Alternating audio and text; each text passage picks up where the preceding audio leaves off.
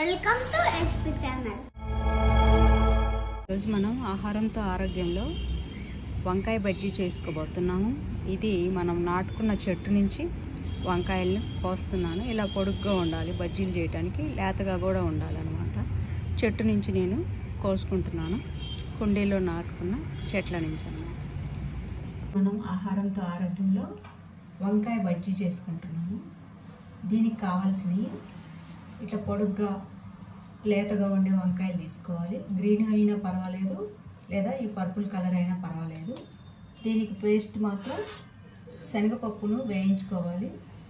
శనగపప్పు, కొంచెం లవంగ, చెక్క, అల్లం ముక్క, కొంచెం జీలకర్ర, ధనియాలు వేయించుకొని ఉల్లిపాయ ముక్కలు కూడా లాస్ట్న వేగిన తర్వాత అవి కూడా వేసేసి పేస్ట్ చేసుకోవాలి. కొంచెం నిమ్మరసం పిండి, కొద్దిగా నీళ్ళు వేసుకొని ఈ పేస్ట్ దీంట్లో పెట్టే విధంగా ఉండాలి, లూజ్గా లేకుండా. ఇది పేస్ట్ అన్నమాట. దీనికోసం శనగపిండి ఒక హాఫ్ కప్పు, బియ్యపిండి హాఫ్ కప్పు, కొంచెం సాల్ట్, కొంచెం సోడా సాల్ట్, పసుపు, ఉల్లిపాయ ముక్క, లోపల మనం కట్ చేసి పెట్టుకోవడానికి కొంచెం నిమ్మరసం, అంతే.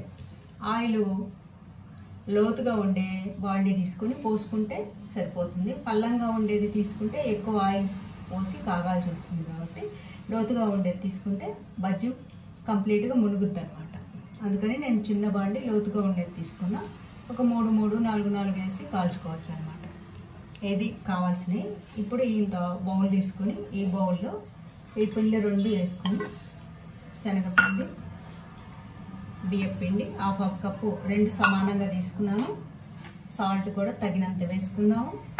అందులోనే సోడా సాల్ట్ ఒక పించ్, అంతే, ఎక్కువ అక్కర్లేదు. పొంగటం కోసం సాల్ట్, పసుపు వేసుకున్నాము.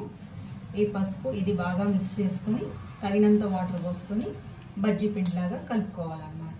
ఇందులో వాము ఏమీ వేయలేదు. మన బజ్జీ పిండి ఇలా ఉంటే చాలు, ఎందుకంటే లూజ్గా వద్దు, తిక్కుగా కూడా వద్దు. ఏ విధంగా ఉంటే చాలు. బజ్జీని మనం ముంచితే ఈజీగా దానికి కోట్ కావటానికి కోసం ఇలా ఉంటే చాలు. అంత ఎక్కువగా కూడా కోట అవసరం లేదు, లైట్గా పట్టుకుంటే చాలు. ఇప్పుడు మనం బజ్జీని ఎలా కట్ చేసుకోవాలో చూపిస్తాను. ఇప్పుడు వంకాయని ఇలా పెట్టుకొని మనము మధ్యకు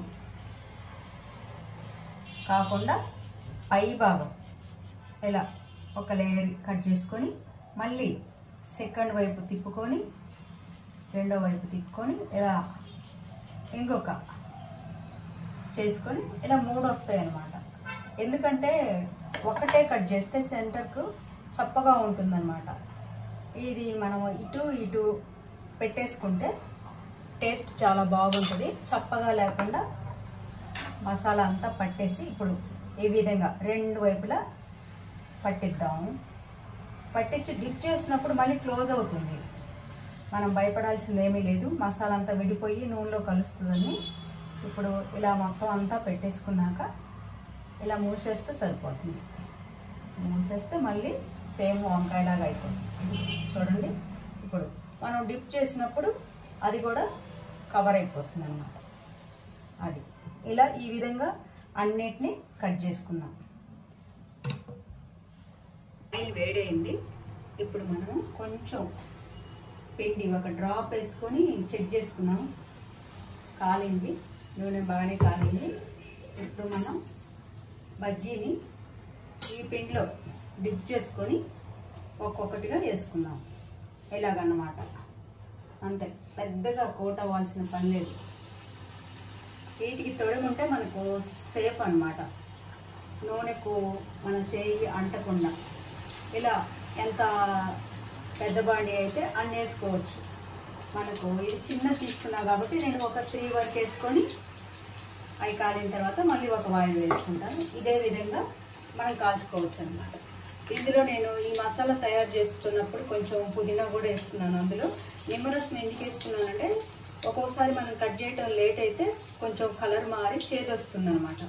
అది రాకుండా ఉండాలంటే మనం నిమ్మరసం కానీ కొంచెం చింతపండు గుజ్జు కానీ ఈ మసాలాలు వేసుకుంటే చాలా టేస్టీగా ఉంటుంది, కాయ నల్లబడకుండా ఉంటుంది అన్నమాట. అందుకోసం నేను చింతపండు అది నిమ్మరసం పెంచుకున్నాను అన్నమాట. మరీ హైలో కాకుండా మరీ లోలో కాకుండా మీడియంలో కాల్చుకోవాలి.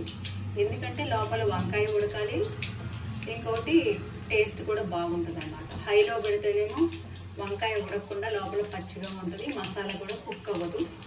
ఇప్పుడు మసాలా కుక్ అవుతుంది, వంకాయ బాగా ఉడుకుతుంది, బజ్జీ టేస్టీగా ఉంటుంది అన్నమాట. లోలో పెడితేమో నూనె అంతా లాగేస్తుంది. ఇప్పుడు మనం బియ్యం పిండి వేసుకున్నాము కాబట్టి నూనె వదిలేస్తుంది, నూనె తీసుకోదు. అదే ప్లేస్లో గోధుమ పిండి కూడా వాడచ్చు. 2 పిండి కలిపితే మనకు మంచిదన్నమాట. గ్యాస్ ప్రాబ్లం ఉండదు, ఎక్కువగా హెవీగా అనిపించదు. 3-4 తిన్నా కూడా చాలా మంచిదన్నమాట. వంకాయలో సులభంగా జీర్ణమయ్యే ఫైబర్ ఉంటుంది అన్నమాట. ఫైబర్ చాలా తొందరగా జీర్ణమయ్యే ఫైబర్ వంకాయ, చాలా మంచిది అన్నమాట. వంకాయ కూడా మనకు ఐరన్ కూడా ఉంటుంది వంకాయలో. ఎవరన్నా స్కిన్ ఎలర్జీలు ఉన్న వాళ్ళు తప్ప అందరూ తినచ్చు వంకాయని. ఈ విధంగా నెక్స్ట్ బాయ్ కూడా తీసుకుంటున్నాం. బజ్జీలు రెడీ అయిపోయినాయి, వంకాయ బజ్జీ. ఆయిల్ కూడా చాలా తక్కువ తీసుకుంది, ఊరికే కాలటం వరకే మొత్తం వదిలేస్తుంది అనమాట మనం బియ్యం పిండి కలపడం వల్ల. ఇప్పుడు దీన్ని సెంటర్కి కట్ చేసుకొని ఇందులో ఉల్లిపాయలు, చాట్ మసాలా, కొంచెం కారము, సాల్ట్ కలిపిన పౌడరు, కొద్దిగా నిమ్మరసం ఒక డ్రాప్ వేసుకుందాం, ఇంకా అంతే. ఇప్పుడు మన వంకాయ బజ్జీ రెడీ అయిపోయింది. ఇందులో బియ్యపిండి కలపటం వల్ల పైన చాలా క్రిస్పీగా ఉంటుంది, లోపల మాత్రం వంకాయ సాఫ్ట్గా మసాలాతో కలిసి ఉడికింది. చాలా చాలా టేస్టీగా ఉంటుంది. ఒకసారి ట్రై చేసి చూడండి. ఇందులో ఉల్లిపాయలు, కొంచెం కొత్తిమీర కానీ, కరివేపాకు కానీ, పుదీనా కానీ మీ ఇష్టం, ఏదైనా ఆకు కట్ చేసుకుని వేసుకొని, ఒక డ్రాప్ నిమ్మరసము. ఈ పొడిలో మాత్రం కొంచెం చాట్ మసాలా, కారం, సాల్ట్ కలిపిందనమాట.